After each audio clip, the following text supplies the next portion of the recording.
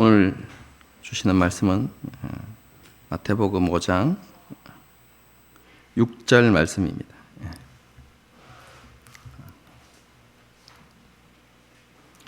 팔복 가운데 네 번째, 의에 줄이고 목마른 자입니다. 마태복음 5장 6절.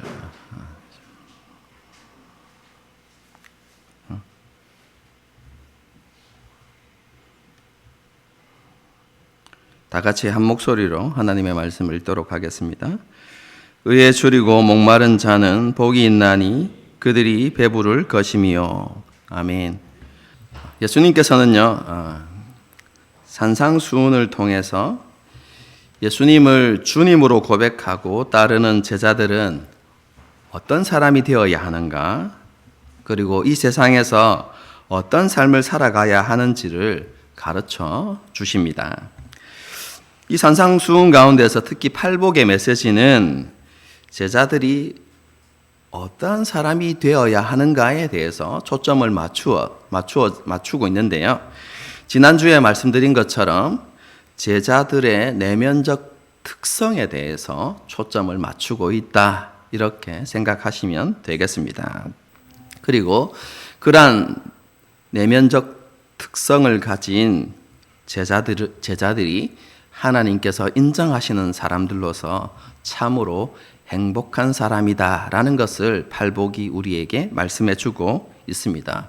여러분, 그래서 우리 한글 성경은 번역이 조금 다르게 되어 있지만 원어 성경을 보게 되어지면요, 이 팔복이 선언으로 시작합니다. 복되도다, 이렇게. 복되도다라고 난 다음에 심령이 가난한 자가 복되다는 것이죠. 이런 식으로 여러분 원어가 기록되어져 있습니다. 그래서 어떤 사람이 복 있는 사람인가? 바로 예수님께서 원하시는 하나님의 백성으로서의 특성을 가지고 그러한 모습으로 살아가는 그 사람들이 복된 사람들이고 그 사람들이 하나님의 은혜를 누립니다. 이런 구조로 팔복이 되어져 있다는 것을 여러분들이 이해하시면 되겠습니다. 오늘 본문 역시도 마찬가지입니다. 복되도다라고 이렇게 시작되어지는데요. 그럼 어떤 사람이 복된 사람입니까? 의에 줄이고 목마른 사람. 그리고 그것으로 인해서 배부른 자. 그 사람이 복된 사람이다 라고 이렇게 말씀하고 있습니다. 여기에서 배부르다는 것은요, 배가 고파서 먹을 것을 찾다가 좋은 것을 만나서 풍족히, 그리고 질리도록 먹어서 다시는 먹고 싶다는 생각이 들지 않는 그런 상태.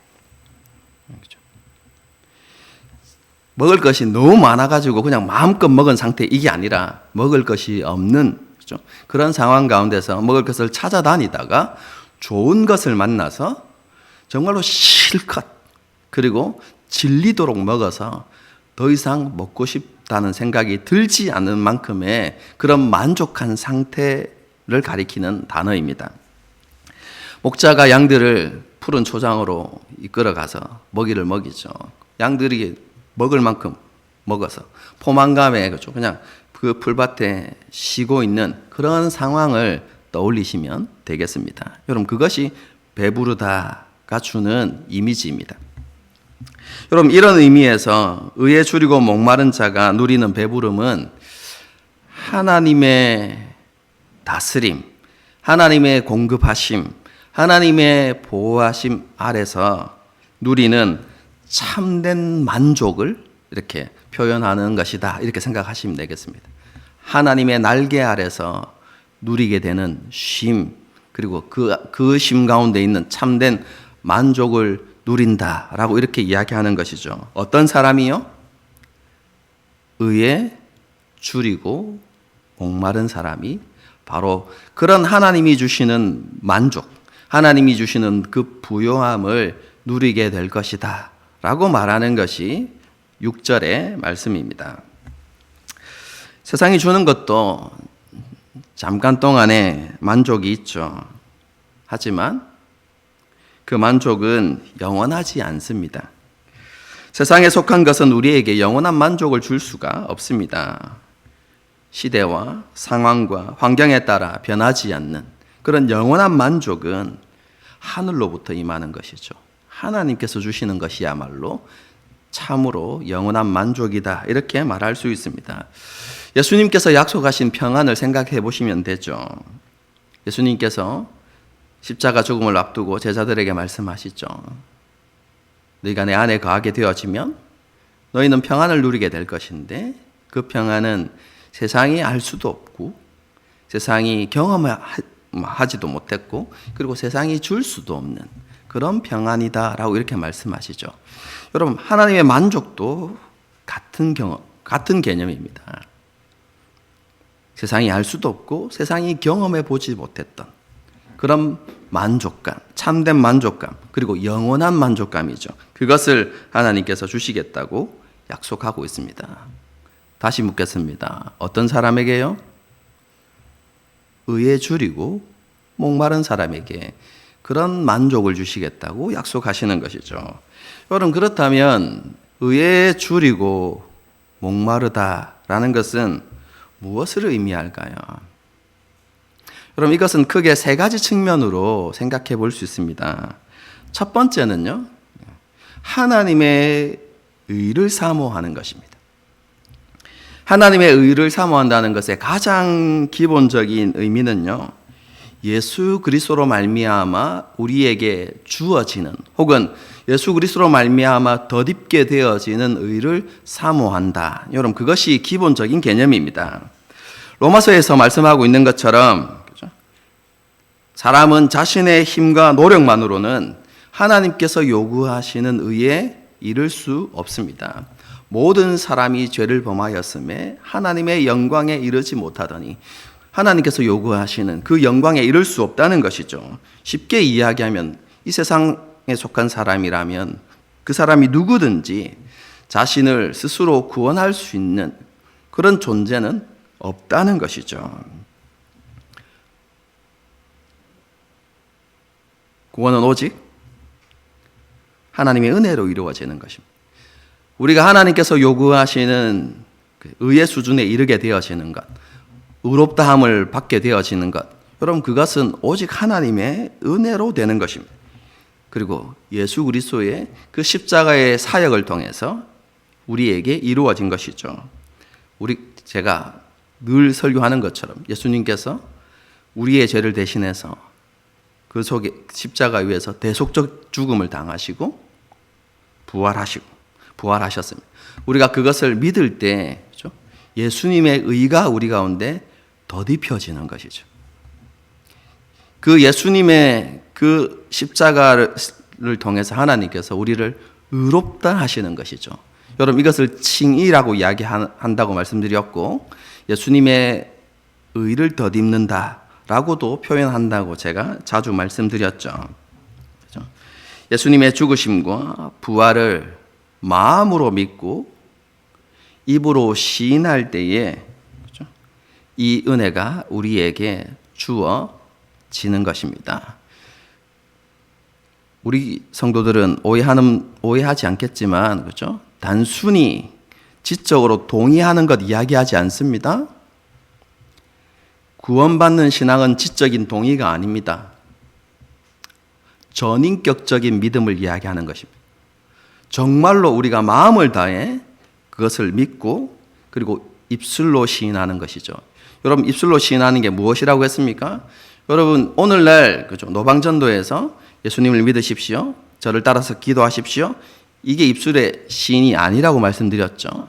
그 당시에 입술의 시인은 무엇이라고 했습니까? 자신의 생명을 거는 것이었습니다. 그 당시에 예수님을 주님으로 고백하면 유대인들로부터, 로마로부터 핍박을 피할 수 없었던 것이죠. 면할 수 없었던 것입니다. 자신의 민족으로부터 버림을 받을 수 있는 그런 상황들이 생겨나죠. 심지어는 가족으로부터 버림받는 일들도 생겨났습니다. 회당에서 쫓겨나서 모든 사회적, 경제적인 기반을 잃어버리게 되어지는, 여러분, 그것이 바로 예수님을 주님으로 입술로 고백하는 것의 결과였습니다. 여러분, 그래서 마음으로 믿고 입술로 고백한다는 것은 여러분, 그 신앙 고백에 우리의 모든 것을 걸었다는 말입니다, 여러분. 그런 전인격적인 믿음이야말로 구원받는 믿음이고, 그런 믿음을 통해서 우리가 하나님 앞에 의롭다 하심을 받게 되어진다라는 것을 성경이 말하고 있다. 우리는 이것을 잊지 말아야 하는 것이죠. 그죠? 그런데요, 생각해 볼 게 있습니다. 이 팔복은 누구에게 주어지는 말씀이죠? 제자들에게 주어지는 말씀입니다. 이들은 이미 예수님을 주님으로 고백했고 예수님을 따르기 위해서 예수님 앞에 앉아 있는 사람들입니다. 여러분, 그렇기 때문에 이들은 이미 하나님으로부터 의롭다함을 받은 사람들인 것이죠. 여러분, 그렇기 때문에 하나님의 의를 사모한다라고 이야기할 때, 팔복에서 말하는 이 의에 줄이고 목마르다라고 이야기할 때 첫 번째 의미인, 그죠? 하나님의 의를 사모한다는 것은 기본적인, 그죠? 예수 그리스도로 말미암는 의, 칭의를 사모한다라는 개념은 아니다, 이렇게 생각해 볼 수 있는 것이죠. 여러분, 그렇다면 하나님의 의를 사모한다는 것은 무엇을 의미할까요? 이것은 칭의의 두 번째 용법, 제가 성경 공부 때 말씀을 드렸죠. 그죠? 칭의에는 두 가지 용법이 있다고 했죠. 법적인 용법, 그래서 하나님 앞에 의롭다함을 선언받는 것. 그런데 그것만 있는 것이 아니라 두 번째 용법이 있다고 했죠. 관계적 용법이 있죠. 그럼 관계적 용법에서 의로움, 여러분, 그것은 무엇이냐면요, 자신의 지위나 역할에 최선을 다하는 것, 그리고 약속을 신실하게 지키는 것, 책임과 의무를 다하는 것, 이렇게 생각해 볼 수 있습니다. 그럼 쉬운 예로 이렇게 성경 공부할 때 제가 자주 예를 들어 드렸는데요, 사울 왕과 다윗의 관계를 생각해 보시면 됩니다. 다윗은 처음부터 사울 왕을 왕으로 인정하고 그에게 충성하는 신실한 신하였습니다. 그런데 다윗이 큰 공을 세우기 시작하면서 세상 사람들로부터, 이스라엘 백성들로부터 주목을 받기 시작하자 시기와 질투들이 일어나죠. 여러분, 그래서 사울 왕에 있었던, 주위에 있었던 신하들이 다윗을 모함하기 시작합니다. 다윗의 충정은 변하지 않았는데 모함하기 시작하죠. 다윗이 왕이 되려 한다는 것입니다. 그래서 사울 왕이 그 미혹에 넘어가서 다윗을 죽이려고 하죠.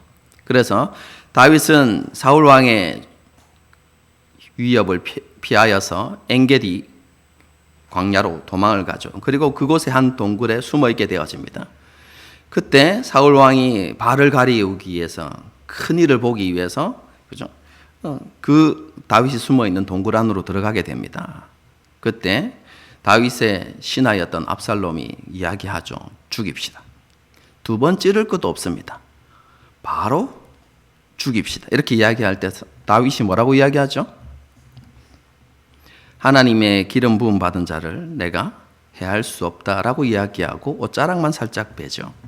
그리고 사울 왕이 멀리 갔을 때 이야기합니다. 보십시오. 이 옷자락이 누구의 것입니까? 라고 이야기하면서 나를 모함하는 그들의 말을 믿지 마십시오.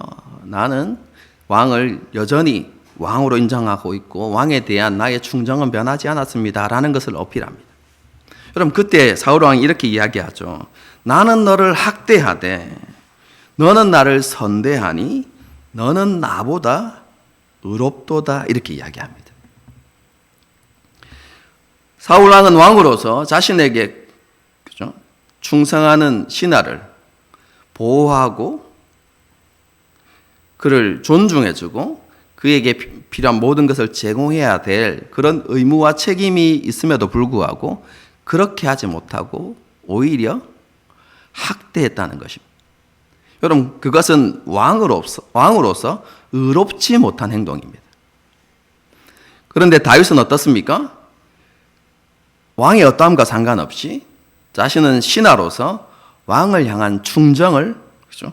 잃어버리지 않았던 것이죠. 그는 신하로서 의로운 것입니다. 그래서 사울이 이야기하는 것이죠. 나는 의롭지 못하지만 너는 의롭다. 왜요? 신하로서 의무와 책임을 버리지 않고 끝까지 신실했기 때문이다 라고 이야기하는 것이죠. 여러분, 이것이 관계적인 용법에서 말하는 의입니다. 여러분, 이런 관점에서 하나님의 의를 사모한다는 것은 무엇을 의미할까요? 쉽게 이야기하면 하나님의 백성인 우리가 하나님의 하나님 되심을 사모한다라는 의미입니다. 쉽게 이해하려고 하면 출애굽을 생각해 보시면 됩니다. 하나님께서 애굽 땅에서 고통받는 이스라엘 백성들을 구원하여 내셨습니다. 그리고 그들의 하나님이 되셨죠. 그들의 아버지가 되셨습니다.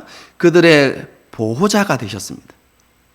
그래서 하나님은 광야에서 이스라엘의 하나님으로, 이스라엘 백성들의 아버지로, 이스라엘 백성들의 보호자로서의 자신의 의무와 책임을 다하셨습니다.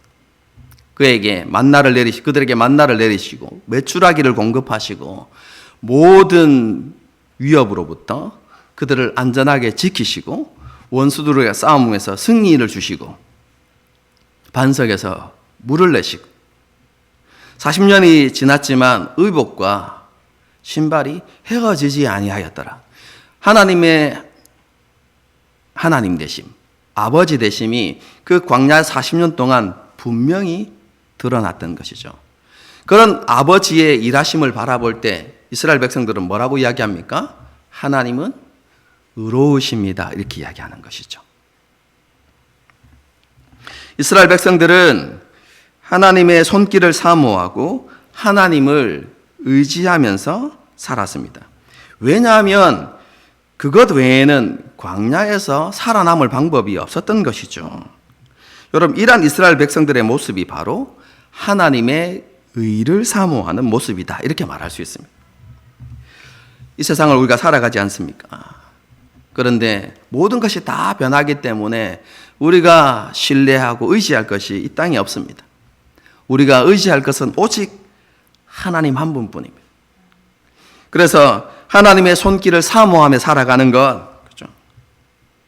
그리고 하나님이 주시는 위로를 바라보면서 살아가는 것, 우리의 연약함과 우리의 질병을 고치시는 그 하나님의 손길을 바라보면서 오직 하나님만을 의지하고 바라면서 살아가는 것. 다르게 이야기하면 하나님의 아버지 되심이 우리의 삶 가운데 드러나고 하나님의 보호하심과 하나님의 인도하심이 우리의 삶 가운데 나타나기를 갈망하고 소망하며 살아가는 삶. 우리의 삶을 통해서 하나님의 하나님 되심이 드러나기를 소망하고 기대하며 살아가는 삶. 여러분, 그것이 하나님의 의를 사모하는 것입니다. 우리가 하나님에 대해서 어떻게 이런 것을 기대할 수 있습니까? 우리가 완전하기 때문입니까? 아니요. 하나님의 약속 때문입니다.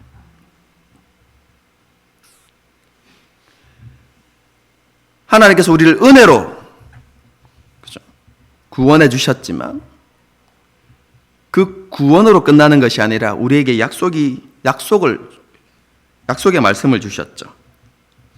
하나님께서 우리의 아버지가 되셔서 세상 끝날까지 우리 가운데 함께 하실 것이라고 약속하셨고 우리를 고아와 같이 버려두지 아니할 것이라고 약속해 주셨던 것이죠. 우리는 그 약속을 신뢰하는 것입니다. 우리의 어떠함을 신뢰하는 것이 아니라 하나님께서 내가 너희에게 그런 하나님이 되어주겠다 라고 말씀하셨기 때문에 우리가 그 약속을 믿고 하나님을 바라보고 의지하고 신뢰하는 것이죠. 이것이 바로 우리가 하나님의 의를 사모하면서 살아가는 삶의 모습인 것이죠. 하나님의 의에 줄이고 목말라 한다는 것은 하나님만을 바라는 간절함입니다. 우리의 지혜와 힘과 능력으로 이 땅을 살아갈 수 없기 때문에 하나님의 도우심만을 바라는 간절함인 것이죠. 하나님께서 우리의 아버지이심을 믿기에 아버지로서의 의무와 책임을 다해 주시기를 기대하고 소망하는 것입니다. 여러분, 그런데 이런 기대와 소망은 반드시 감사와 찬송으로 끝나게 되어 있다는 사실을 우리는 알아야만 합니다. 왜 그렇습니까? 하나님은 거짓말하지 아니하시는 분이시기 때문에 그렇습니다. 그리고 하나님은 실수하지 않는 분이시기 때문에 그렇습니다. 하나님은 약속에 신실하신 분이십니다. 그분이 우리의 아버지가 되시겠다고, 우리의 보호자와 인도자가 되시겠다고 약속하셨기 때문에 그것을 바라는 자는 그 하나님의 하나님 되심을 누리게 된다는 것이죠. 여러분, 그것이 배부르게 되는 것입니다. 하나님으로 만족하게 되는 것이죠. 하나님의 손길을 경험하며 이 땅을 살아가게 된다는 것이죠. 여러분, 이것이 의를 사모한다는 것에 대한 첫 번째 의미다, 이렇게 생각하시면 되겠습니다. 의에 줄이고 목마르다는 것의 두 번째 의미는요, 우리 개인의 의와 관계되어져 있는 것입니다. 그렇죠? 하나님 앞에서 우리의 의무와 책임을 다하겠다는 의지와 결단을 이야기하는 것이죠. 죄와 사망의 권세 아래서 종노릇하던 때의 모습을 버리고 하나님의 자녀로서, 그리고 하나님의 백성으로서, 하나님의 피조물로서, 하나님의 종으로서 합당하게 살아가기를 사모하는 것. 여러분, 이것이 의를 사모하는 것입니다.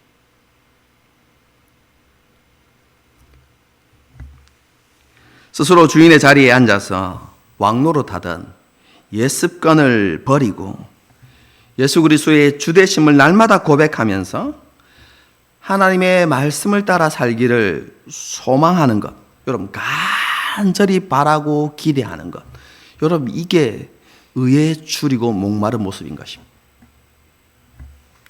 세상이 옳다고 하는 길이 아니라, 내 생각과 판단에 옳은 길이 아니라 하나님께서 옳다고 하시는 길을 선택하고 그 길을 따라 살고자 하는 그런 의지와 결단, 여러분, 이것이 바로 의에 줄이고 목마른 모습인 것이죠.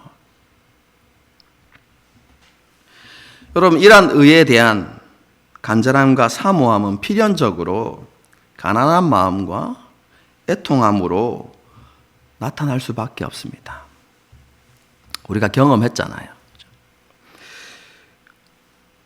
우리는 하나님의 은혜를 받을 때마다, 그렇죠? 혹은 설교를 통해서 도전을 받을 때마다 결심하고 결단하죠. 하나님의 자녀로서 합당하게 살아가겠다. 혹은 예수님의 종으로서 예수님의 주되심을 고백하고 살아가야 되겠다. 결단하죠. 여러분, 그런데 실제로 저 문을 나가서 세상 속으로 들어가면 어떻습니까? 실패하고 넘어질 때가 더 많죠. 왜냐하면 우리가 성령을 의지하지 않고 여전히 우리 자신을 의지하며 살아가기 때문에 그렇습니다. 그렇죠? 원치 않는 삶을 살아갈 때가 정말로 많은 것이죠. 여러분, 그런 모습을 볼 때마다 어떻게 됩니까? 우리 안에 가난한 심령이 생겨날 수밖에 없고 애통하는 심령이 생겨날 수밖에 없는 것이죠. 필연적인 것입니다. 여러분, 우리에게 이런 연약함과 부족함이 있지만요, 우리 안에는 여전히 거룩하신 하나님을 닮고자 하는 열망이 우리 가운데 있습니다. 여러분, 아무리 깊은 영적 침체 가운데 있는 사람이라 할지라도요, 그 사람을 만나서 여러분 교제를 하고 대화를 해보면 여전히 그 마음에 하나님을 향한 신앙이 있고 하나님의 자녀다운 삶을 살기를 원하는 마음이 있다는 것을 알게 됩니다. 단 정말로 거듭난 그리스도인이라면,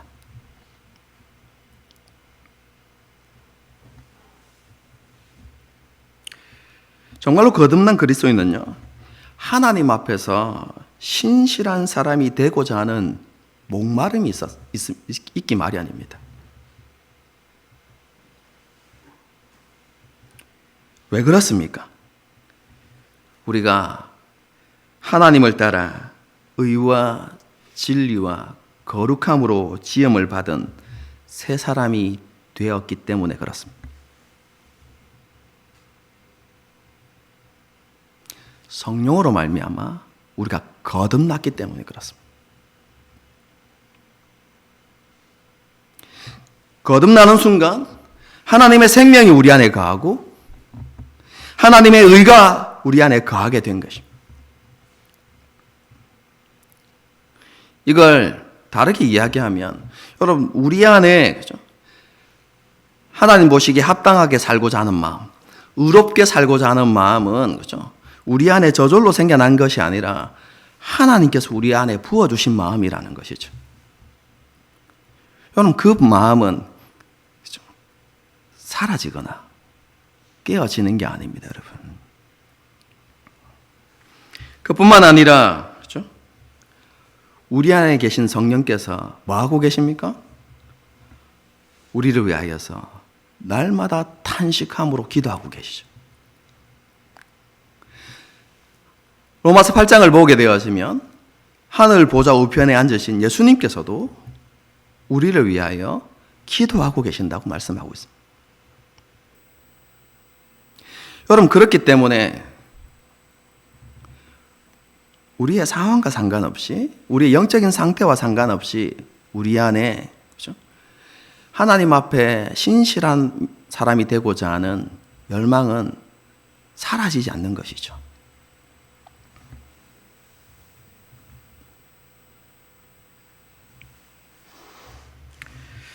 그리스도인이 의를 사모하고 추구하는 삶을 살아가는 것은요, 하나님의 간절한 소망이고 기대입니다.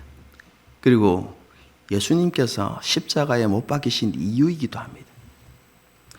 여러분, 그러므로 우리는요, 의를 사모하고 추구하는 마음과 그러한 태도를 잃어버리지 않도록 노력해야 할 것입니다.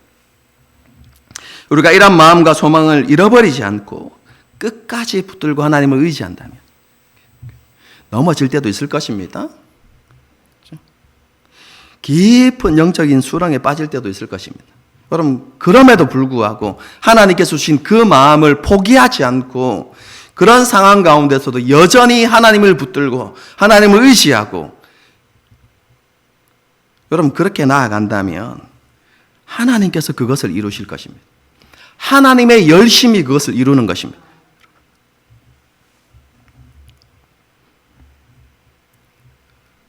왜냐면요, 하나님은 반드시 자기의 뜻과 계획을 이루시는 분이시기 때문에 그렇습니다.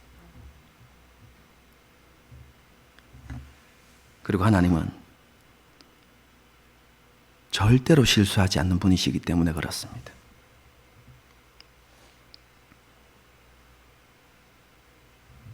우리 안에 이런 마음이 회복되어지기를 바랍니다. 의에 줄이고 목마름의 마지막 세 번째 의미는요, 이 땅에 하나님의 의가 이루어지기를 간절히 바라는 마음과 태도입니다. 하나님의 영광만으로 가득했던 이 피조 세계가 아담과 하와의 범죄와 타락으로 인해서 반역과 불의함으로 가득한 세상이 되어버렸습니다. 여러분, 이런 세상을 바라보면서 우리에게 슬픔이 있어야 하는 것이죠. 하나님의 슬픔.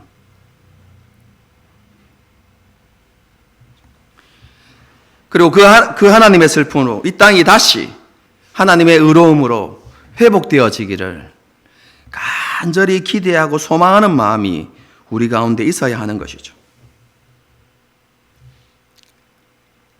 죄악으로 말미암아 죽음의 권세 아래서 절망하는 영혼들에게 하나님의 구원이 임하기를 간절히 원하는 마음이 우리 가운데 회복되어져야 하는 것이죠. 그럼 그것을 구령의 열정이라고 이야기하죠. 불순종한 영혼들을 바라보면서 가슴 아파하시는 하나님을 바라보면서 그들이 다시 탕자처럼 아버지께로 돌아오기를 원하는 그런 마음들이 우리 가운데 있어야 한다는 것이.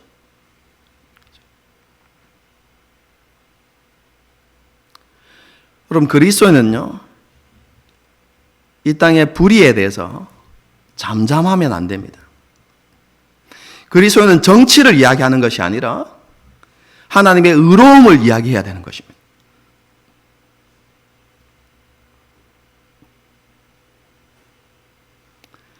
제가 말씀드렸죠. 그리스도인이 보수적일 수도 있고 아니면 개혁적인 생각을 가질 수도 있습니다. 여러분, 그것은 잘못되어진 것은 아닙니다. 그러나 어떠한 성향을 가졌던지 간에 그리스도인은 동일한 것을 바라보아야만 합니다. 그것이 무엇이냐면 이 땅에 하나님의 의가 이루어지는 것입니다. 하나님의 공의가 이루어지도록 여러분 정말로 기도해야 되는 것이죠. 그래서 그리스도인은 한 정당을 지지하는 것이 아니라, 그렇죠? 어떤 당이 정부를 이끌어가든지 간에 이 나라를 이끌어가든지 간에 하나님의 공의와 하나님의 정의가 이루어지도록 기도하는 것. 여러분, 그것을 간절히 사모하는 삶을 살아가는 것.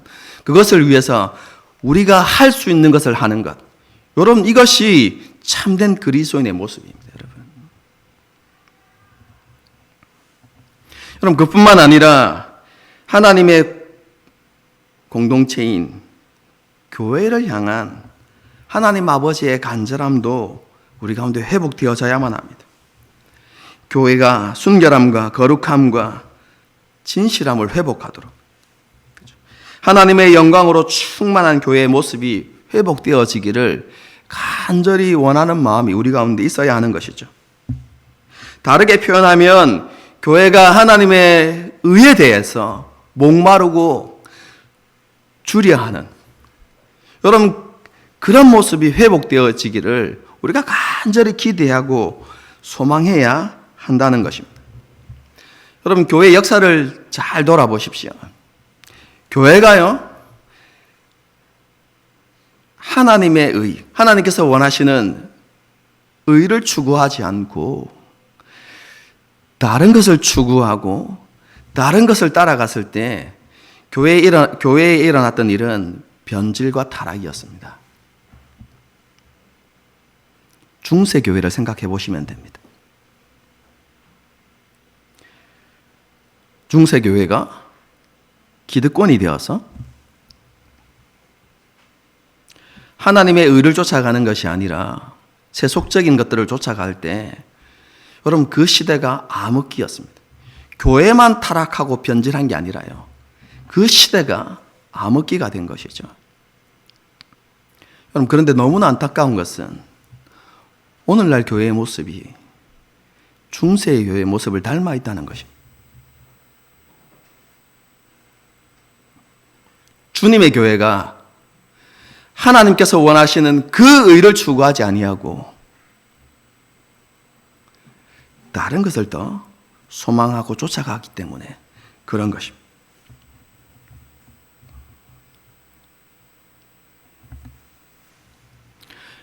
이런 교회를 향해서 우리가 어떻게 생각하고 어떻게 행동해야 됩니까? 많은 젊은이들이 교회를 비판하고 교회를 등지고 교회를 떠나갑니다. 그럼 그것은 하나님의 백성으로서 합당한 모습이 아닙니다.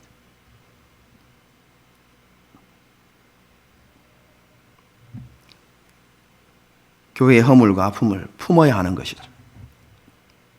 그리고 그 교회가 하나님의 의에 목마르도록, 다르게 이야기하면 하나님 앞에서 거룩함과 순결함을 회복하도록 눈물을 흘리며 기도해야 되는 것이죠. 그리고 그 교회 공동체 가운데 서서 뭐 해야 됩니까? 자기 스스로 하나님 앞에 하나님의 의가 자신의 삶 가운데 이루어지도록 몸부림치고 그렇게 노력하는 삶을 살아가야 하는 것이죠. 여러분, 그것이 그리스도인들에게 있어야 하는 모습인 것입니다. 그러면서 하나님의 공동체를 하나님께서 기뻐하시는 공동체로 세우기 위하여서 기꺼이 자신을 드리고 헌신하는 모습들이 있어야 하는 것이죠. 그리고 삶의 자리에 나아가서도 하나님의 의를 이루는 삶을 살아가기 위해서 죄와 피 흘리기까지 싸우는 그런 삶을 살아내야 하는 것이죠. 여러분, 이것이 이 땅에 하나님의 의가 이루어지기를 바라는 그리스도인의 합당한 모습이다. 이렇게 말할 수 있습니다. 오늘 이 말씀 앞에서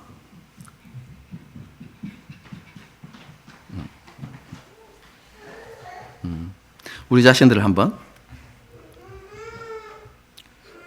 돌아볼 수 있었으면 좋겠습니다. 그럼 우리는 무엇을 사모하면서 살아가고 있습니까?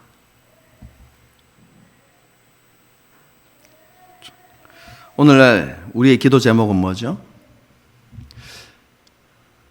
이런 기도를 드리면 안 된다, 제가 이 말을 하려고 하는 게 아닙니다, 여러분. 그렇죠? 우리는 하나님 앞에 우리의 삶의 구원이 이루어지기를 기도합니다. 우리의 삶의 회복과 치유가 일어나기를 기도하죠. 그렇죠? 그리고 하나님 앞에 하나님께서 우리의 필요를 채우시고 우리의 삶을 인도해 주시기를 우리는 그렇게 기도합니다. 여러분, 기도해야 됩니다. 지극히 사소한 것까지 기도하는 것, 여러분, 그 불신앙 아닙니다. 성숙하면 진짜 작은 것들은 그냥 기도하지 않고 하나님께 맡기게 되어지지만 어쨌든 그렇게 구체적으로 기도하는 것, 여러분, 불신앙 아닙니다. 뭡니까? 그런 것까지 하나님을 의지합니다라는 신앙 고백입니다. 여러분, 그런 마음을 가지고 하나님 앞에 기도하는 것입니다. 이렇게 작은 것이지만 하나님의 도움이 필요합니다. 여러분, 이것이야말로 하나님께서 원하시는 신앙의 모습입니다. 여러분, 그런데요, 그것만 구하고 있다면 그것은 잘못된 신앙입니다. 그것은 기복신앙입니다.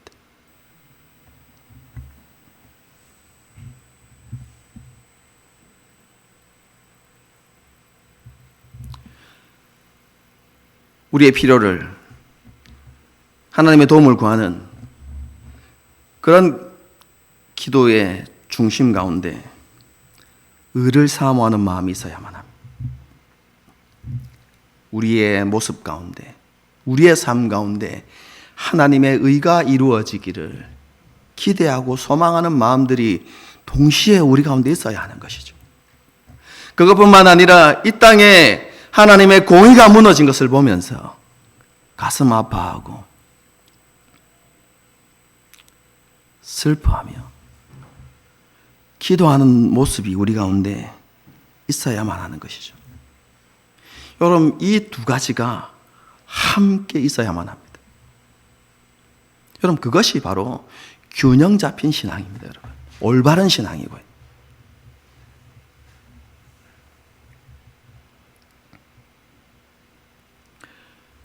어떻게 하면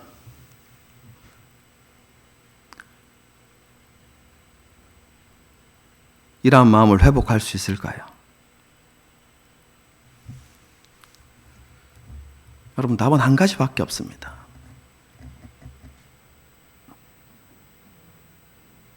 그건 우리가 다시 십자가 앞에 서는 것입니다.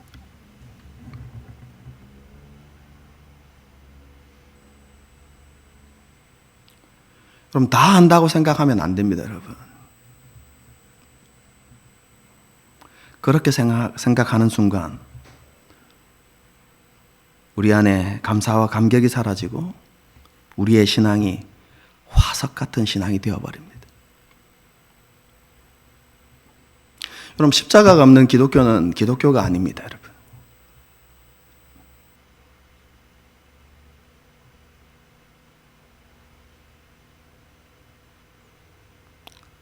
기독교 신앙은 처음부터 마지막까지 십자가입니다.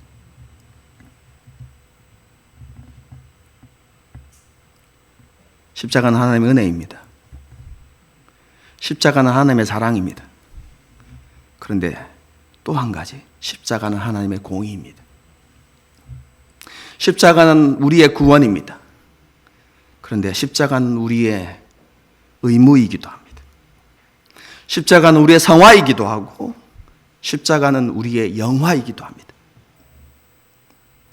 모든 것이 십자가에서 시작해서 십자가로 끝나는 것이죠. 여러분, 그 십자가의 부유함을 우리가 깨달아가야 하는 것입니다. 특별히 의와 관계되어졌을 때 그 십자가 앞에서 하나님의 공의를 우리가 경험해야 되는 것이죠. 그 하나님의 공의 앞에 우리가 얼마만큼 추악하고 악한 죄인인가를 깨닫게 되어질 때,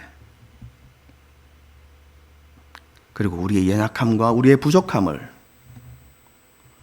우리가 알게 되어질 때,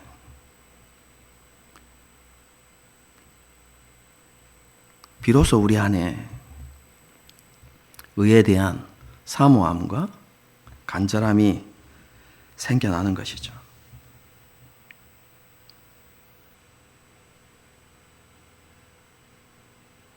하나님 앞에 우리가 정직하게 나갈 필요가 있습니다.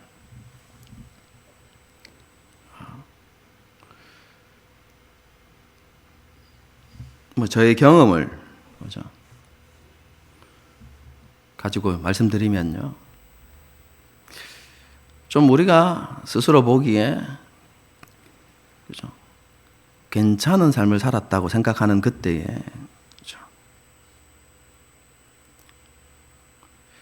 하나님 앞에 나갈 때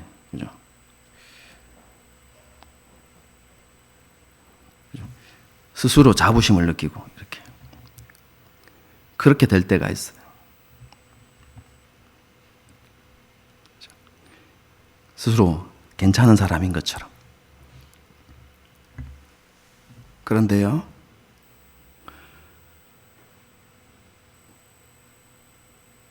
그것은 하나님의 의에 대해서 알지 못하는 것입니다.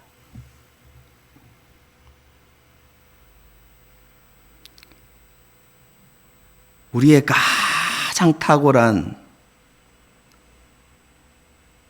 의라고 할지라도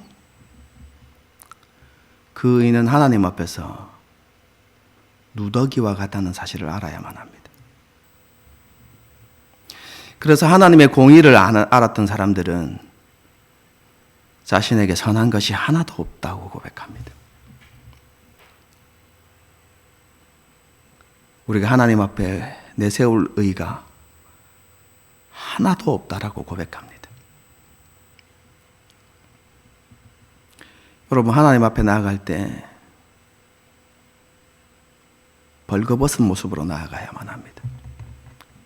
그리고 정직하게 정말로 우리가 하나님 앞에 선한 것이 하나도 없는 존재임을 시인하고 고백하게 되어질 때, 여러분, 그때 비로소 하나님의 의를 보게 됩니다.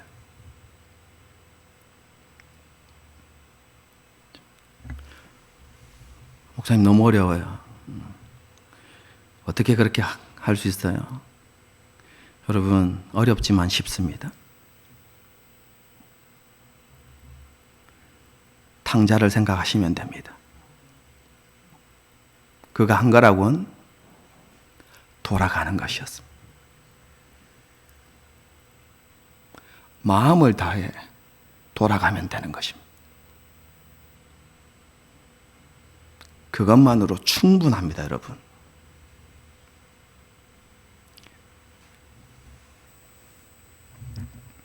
우리의 결심은 언제나 무너지고 우리의 믿음은 수시로 변하지만 하나님의 하나님 되심은 결코 변하지 않습니다. 그것을 신뢰하고 나아가 정말로 빈손으로 하나님을 붙들면 되는 것입니다.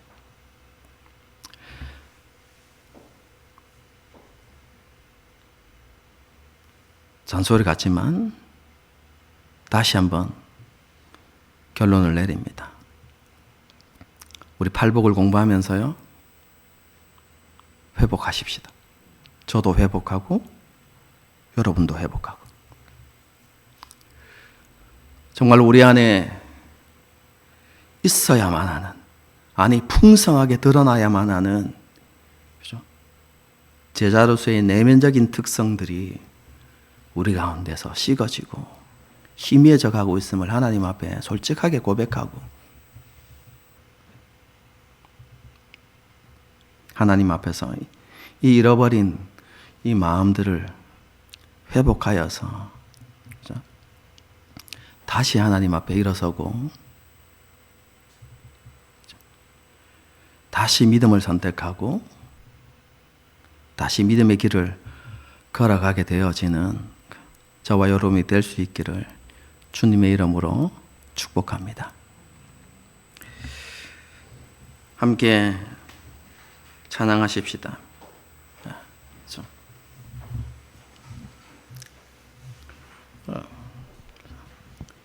믿음으로 서면 됩니다. 다른 걸로 서는 게 아닙니다. 우리에게 중요한 것은 믿음입니다. 믿음.